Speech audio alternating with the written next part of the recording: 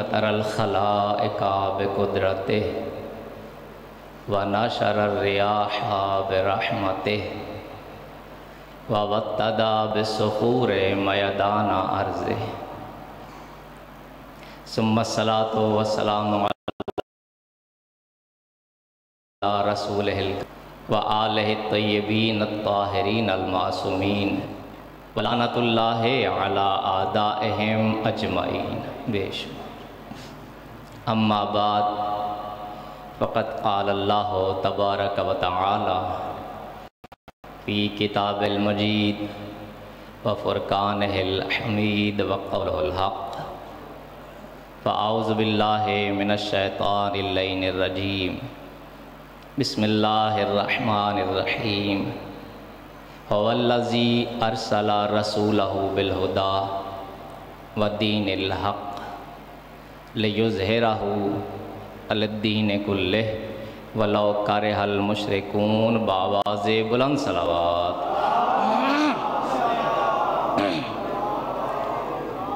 نعرہ تکبیر، نعرہ تکبیر، نعرہ رسالت، نعرہ رسالت، نعرہ حیدری، حیدری، حسینیت، حسینیت، یزیدیت، یزیدیت، بآواز بلند صلوات.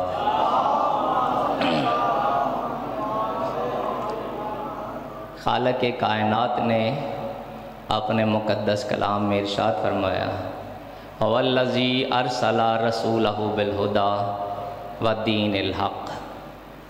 اللہ وہ ہے جس نے ہدایت اور دین حق کے ساتھ تمہاری طرف رسول بھیجا ہے. هو الذی ارسل رسولہ بالہدی ودین الحق لیظہرہ علی الدین کلہ وَلَوْ كَرِهَ الْمُشْرِكُونَ. اچھا یہ نبی بھیجا کیوں؟ خالق کائنات نے فرمایا میں نے نبی اس لیے بھیجا کہ تمام دینوں پر دین اسلام غالب آ جائے. وَلَوْ كَرِهَ الْمُشْرِكُونَ. اگرچہ مشرک ناپسندی کرتے رہے تو خالق کائنات نے اپنے رسول کو کیوں بھیجا؟ تاکہ اس دین کو تمام دینوں پر غلبہ حاصل ہو جائے. اچھا پھر قرآن کی ایک اور آیت پڑھنا چاہتا ہوں. هو الذی بعث فی الامیین رسولا منہم یتلو علیہم آیاتہ ویزکیہم ویعلمہم الکتاب والحکمہ وَإِن كَانُوا مِن قَبْلُ لَفِي ضَلَالٍ مُبِينٍ. یہاں بھی ارشاد پروردگار ہے اللہ وہ ہے جس نے امیین میں رسول بھیجا. بھئی پہلی آیت میں بھی اللہ تعالیٰ نے ارشاد فرمایا اللہ وہ ہے جس نے ایسا رسول بھیجا. اس آیت میں بھی اللہ فرما رہا ہے کہ میں وہ ہوں، اللہ وہ ہے جس نے ایسا رسول بھیجا. وہاں بھی فرمایا اللہ وہ ہے، یہاں بھی فرمایا اللہ وہ ہے. اور دنیا کو اللہ بتانا یہ چاہ رہا ہے کہ جب میں اللہ الہ العالمین ہوتے ہوئے، رب العالمین ہوتے ہوئے، بغیر محمد مصطفیٰ کے وسیلے کے تمہیں اپنا تعارف نہیں کرواتا تو تم محمد مصطفیٰ کو چھوڑ کر ڈائریکٹ آنے کی کوشش نہ کرنا.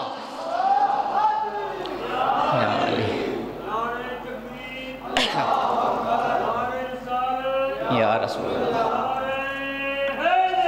یا اللہم صلی اللہ سلامت. بھئی جب میں خود اپنا تعارف کروانے کے لیے محمد مصطفیٰ کو وسیلہ بنا رہا تو تم صرف اللہ اللہ کی تسبیح نہ کرتے رہنا، مجھ تک آنے کے لیے میرے محبوب کو وسیلہ بنا لینا. اچھا اللہ تک پہنچنے کے لیے وسیلہ. اور پھر رسول کائنات کو خالق کائنات نے جب تاج نبوت پہنایا تو شفقت بھری نگاہ سے، محبت بھری نگاہ سے اپنے حبیب کی طرف دیکھا اور دیکھنے کے بعد ارشاد فرمایا अंतल मुरीदो व अंतल मुराद, मेरे महबूब तू ही तो मेरी चाहत है, आए हाय, तू ही तो मेरी चाहत है, तू ही तो मेरा इरादा, तू ही मेरी चाहत, तू ही मेरा इरादा। पता चल गया अल्लाह की चाहत का नाम मोहम्मद, अल्लाह के इरादे का नाम मोहम्मद। तो जो अब अल्लाह के इरादे मोहम्मद के इरादे में शक करे उसका ईमान कैसा होगा। दिल में चाहत है मोहम्मद की तो दोज़ख कैसी, फिर सरे हशर ये रहमत का लिबादा क्या है। ए फरिश्तों मेरे आमाल ना देखो, ठहरो पहले पूछो कि मोहम्मद का इरादा क्या है।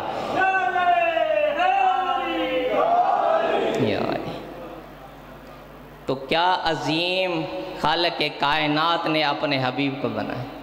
अच्छा, हमारे अहले सुन्नत भाइयों का बड़ा अजीम अकीदा, वो फरमाते हैं कि जिसने हुजूर की कमली को मैला कहा वो काफिर। बड़ा अजीम अकीदा है, जिसने हुजूर की कमली को मैला कहा वो काफिर। अरे जो हुजूर की कमली को मैला कहे वो काफिर, और जो रसूल के दिमाग पे हमला करे वो मुसलमान कैसे रह सकता है।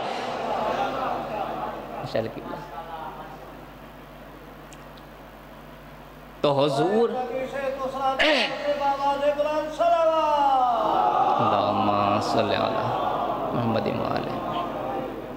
तो खालिक के कायनात ने अपने हबीब को सबसे पहले खल्क फरमाया, सबसे पहली मखलूक। और हुजूर कायनात ने क्या इरशाद फरमाया, अव्वल मा खलक अल्लाह नूरी, सबसे पहले मुझ मोहम्मद के नूर को खल्क फरमाया। अच्छा, दुनिया ये भी कहती है कि सबसे पहले ये भी बयान फरमाते हैं, लेकिन जब यहाँ आ जाते हैं तो कहते हैं जी 40 साल के बाद नबी बने थे। अच्छा, ये पढ़ के खुतबों में पढ़ के कहते हैं जी हुजूर का नूर सबसे पहले बना, और जब यहाँ आ जाते हैं तो कहते हैं जी कि 40 साल के बाद नबी बने। अरे कुछ अकल से काम लो। हज़रत ईसा अलैहिस्सलाम जो रसूल का उम्मती है वो पैदा होते ही कह रहे इन्नी अब्दुल्लाह आतानी अल किताबा व जअलनी नबिया, मैं नबी बन के आया हूँ। जो रसूल का उम्मती है वो नबी बन के आए, और जो ख़ातमुल अंबिया हो उसे 40 साल तक पता ही नहीं कि नबी बन गया है। हज़रत ईसा अलैहिस्सलाम पैदा हुए और उन्होंने क्या कहा कि मैं नबी बन के आया। पैदा होते ही बोल पड़े और क्या कहा कि मैं नबी बन के आया हूँ। और अगर हम ये कह दें कि अली ने मोहम्मद मुस्तफ़ा के हाथों पर अबू जहल के मुंह पर तमाचा मार के दिखा दिया तो कहते ये कैसे हो सकता है। अभी कोई बच्चा अबू जहल के मुंह पर तमाचा कैसे मार सकता है। भाई जनाब ईसा का बोलना ये भी अमल है, जनाब अली का हाथ उठाना अबू जहल पर ये भी अमल है। फ़र्क सिर्फ इतना है, अली ने अबू जहल पर हाथ उठाकर बता दिया कि दुनिया वालों पहचानो, कमज़ोर की ज़ुबान चलती है, शाहज़ोर का हाथ चलता है।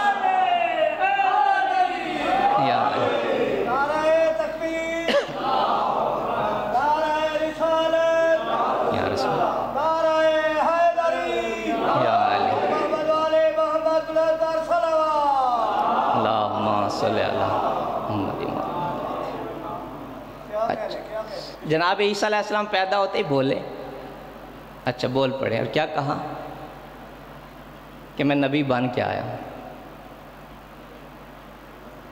और इससे अगला मसला कि जब जनाब ईसा अलैहिस्सलाम पैदा हुए ना तो बीबी मरियम घबरा गई और ख़्याल करने लगी काश मैं इसके पैदा होने से पहले मर गई होती।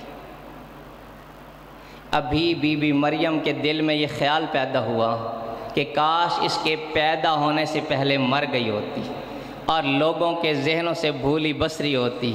उधर जनाब ईसा अलैहिस्सलाम फ़ौरन पुकार के कहते हैं अल्लाह तहज़नी, अम्मा घबराना नहीं, अम्मा घबराना नहीं, परेशान नहीं होना, घबराना नहीं। ईसा कहाँ हैं? सजदा में, ज़मीन पर।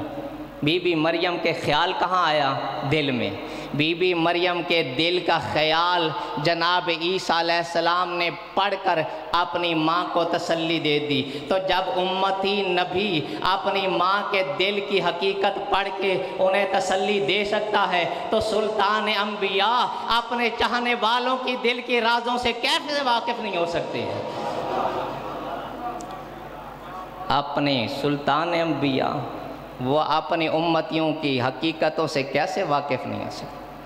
اور جناب عیسیٰ علیہ السلام نے کیا کہا؟ وَحُزِّ إِلَيْكِ بِجِذْعِ النَّخْلَةِ وَتُسَاقِطْ عَلَيْكِ بِرُطَبٍ جَنِيًّا۔ ماں کو حوصلہ دیتے ہوئے کہتے ہیں اماں گھبرانا نہیں، پریشان نہیں ہونا، یہ جو کھجور کا تنا ہے نا اس کو ہلاؤ، اس سے تازہ کھجوریں گریں گی، انہیں چن کے کھا، بہتے ہوئے پانی سے پانی خود پی۔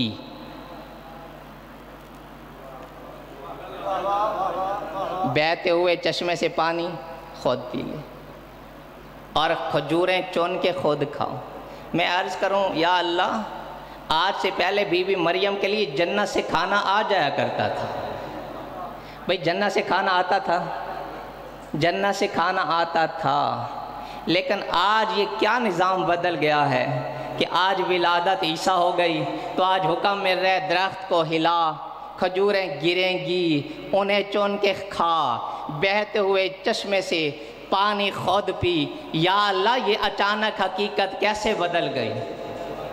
یہ سارا نظام کیسے بدل گیا؟ اب جب ہم دیکھتے ہیں 13 رجب کو مولا کائنات آئے تو فاطمہ بنت اسد کے لیے جنت سے 3 دن تک کھانا آتا رہا، جنت سے 3 دن کھاتا آتا رہا۔ یا اللہ، یہاں آتا ہوا کھانا بند کر دیا، وہاں 3 دن تک کھانا آتا رہا۔ عجب نہیں، جواب قدرت ہے، علی عابد حقیقت کچھ اور ہے، اس لیے کھانا آتا رہا کہ اب تک اس مریم کے دل میں صرف میری محبت تھی، اب اس کے دل میں عیسیٰ کی محبت آ گئی تو وہاں کھانا اس لیے بھیج رہا ہوں۔ علی عابد پہچان لے کہ یہ یہاں کھانا اس لیے رک گیا کہ یہ طالب جنت کی ماں ہے، فاطمہ مالک جنت کی ماں ہے۔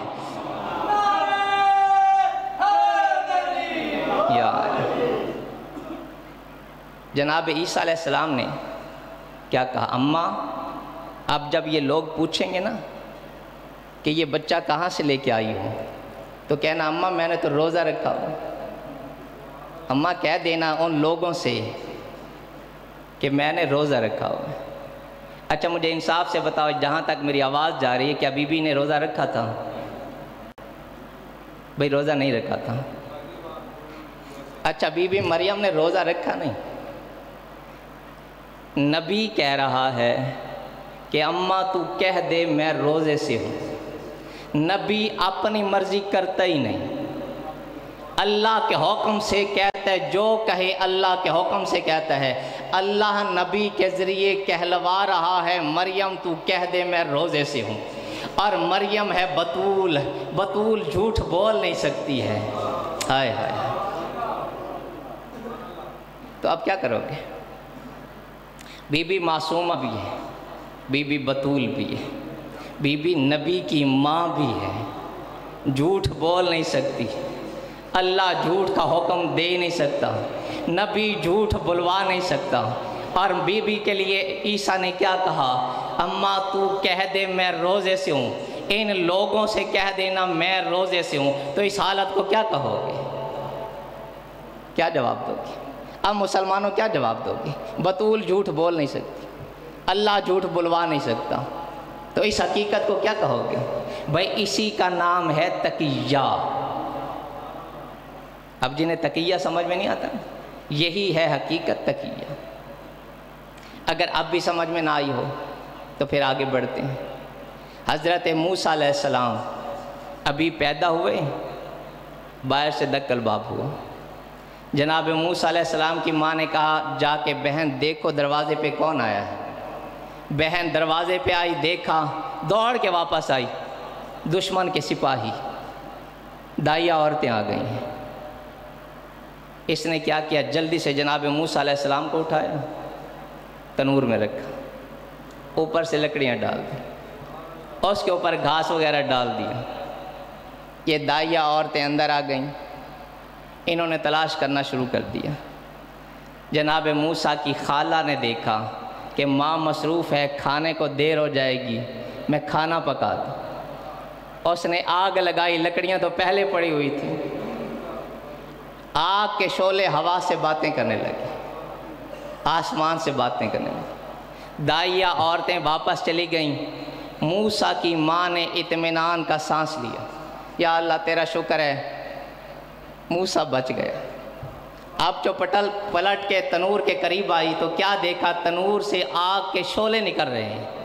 اس نے دونوں ہاتھوں سے سر پیٹا اور کہا ہائے یہ کس نے آگ روشن کر دی؟ تو بہن نے کہا کہ میں نے آگ روشن کی ہے کھانا پکانے کے لیے۔ اس نے کہا اسی میں تیرا بھانجا موسیٰ تھا۔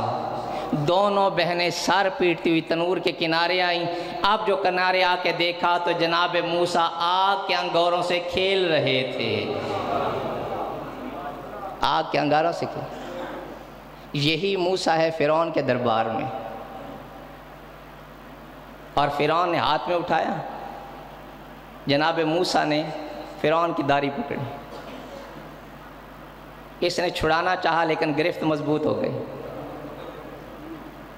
اس نے اور زور لگایا لیکن گرفت اور مضبوط ہو گئی۔ اس کے تکل کے طوطے اڑ گئے، جھٹکا دیا، داڑھی کے بال ہاتھ میں آ گئے جناب موسیٰ کے۔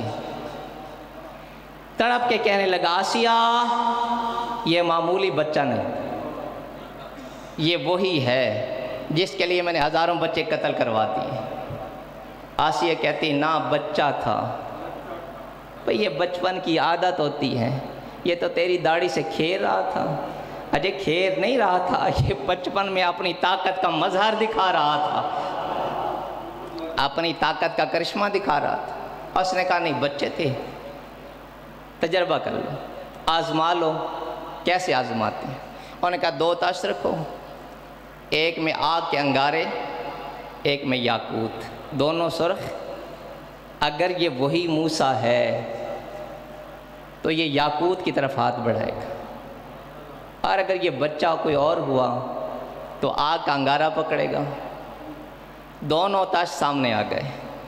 جناب موسیٰ علیہ السلام کا ہاتھ اٹھا یاقوت کی طرف، جبرائیل نے پر مار کے آگ کی طرف کر دیا۔ آگ کا انگارہ اٹھایا، منہ میں رکھا، ہاتھ جل گیا، زبان جل گیا۔ ہے یہ وہی موسیٰ جو آگ میں تھا تو آگ نے اثر نہیں کیا؟ ہے یہ وہی موسیٰ ہاتھ آگ پہ پڑا، ہاتھ میں ابلا پڑا، زبان میں لکنت پیدا ہو گئی؟ یا اللہ یہ ایسا انقلاب کیوں آیا؟ ایسا انقلاب کیوں آیا؟ اللہ تعالیٰ نے بتایا وجہ کیا تھی۔ وہاں موسیٰ کو اگر آگ جلا دیتی تو موسیٰ نہ بچتا، اور اگر آگ یہاں نہ جلاتی تو موسیٰ نہ بچتا۔ اللہ نے وہاں بھی تقیہ کیا ہے، یہاں بھی تقیہ کیا ہے۔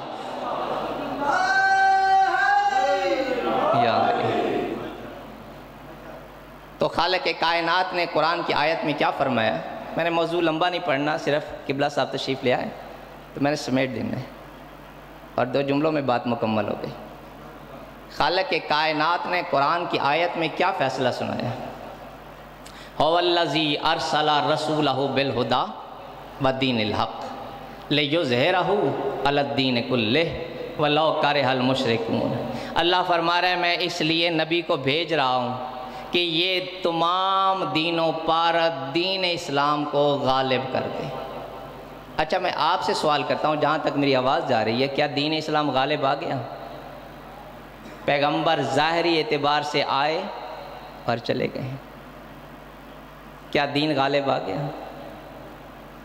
آج دنیا کا دہشت گرد مسلمانوں کو دہشت گرد سمجھتا ہے۔ آج مسلمان ظلم و ستم کی چکی میں پیسے جا رہے ہیں۔ آج مسلمان مظلومیت کا شکار ہو رہے ہیں۔ اور بھائی اسلام کہاں غالب آیا؟ جب اسلام غالب آیا نہیں، اللہ نے قرآن میں فیصلہ کیا دیا تھا؟ میں نے رسول اس لیے بھیجا کہ دین اسلام کو تمام دینوں پر غالب کر دے۔ دین غالب آیا نہیں، ظاہری اعتبار سے پیغمبر دنیا سے چلے گئے، تو مسلمانوں جواب دو، اس آیت کا جواب کیا ہے؟ کیا جواب دو گے؟ اچھا میں چیلنج کروں نا یہاں پہ چیلنج، اور میں نے ایک گلدان لیا، شیشے کا گلدان، اور میں نے آپ کو گلدان دے کے کہا کہ جناب یہ ایسا گلدان ہے کہ اس کو برسٹ بھی مارے نا ٹوٹے گا نہیں، یہ میں آپ کو تحفہ دے رہا ہوں۔ آپ تو بڑے خوش ہو گئے، مولوی ہو کے تحفہ دے رہے ہیں، مولوی کے ہاتھوں سے تحفہ مل گیا، بڑے خوش ہو گئے۔ اب یہاں سے لے کے چلے، وہاں آپ کو ٹھوکر لگی، گلدان آپ کے ہاتھ سے نیچے گر گیا، گرتے ہی ٹوٹ گیا۔ اچھا وہاں جا کے آپ موڑ کے ضرور دیکھیں گے قبلہ اتنا بڑا چیلنج، برسٹ مارو تو نہیں ٹوٹے گا، اور یہ تو زمین پہ آنے کی دیر تھی، ٹوٹ گیا۔ اب میرے اس چیلنج کا کیا بنے گا؟ خالق کائنات نے قرآن میں اتنا بڑا چیلنج کر دیا ہے کہ میں رسول اس لیے بھیج رہا ہوں کہ یہ تمام دینوں پر غالب آ جائے۔ دین غالب آیا نہیں، اب کیا کرو گے؟ اس کا مطلب یہ نکلا کہ آج بھی پردہ غیبت میں کوئی آج بھی قائم موجود ہے، آج بھی رسول کا وارث، علی و بطول کا بیٹا اور حسن اور حسین کے مشن کا وارث، رسول کے مشن کو پایہ تکمیل تک پہنچانے والا آج بھی قائم پردہ غیبت میں قائم ہے۔ جب وہ آئے گا تو ساری دنیا پر عدل و انصاف کام ہو جائے گا، خدا کا نور جب زمین پر جلوہ گر ہوگا، جہاں پر حکمران حیدر کا لخت جگر ہوگا، یہ لکھ لے اپنے سینے پر، نماز با جماعت میں میرے مہدی کے قدموں میں تیرے عیسیٰ کا سر ہوگا۔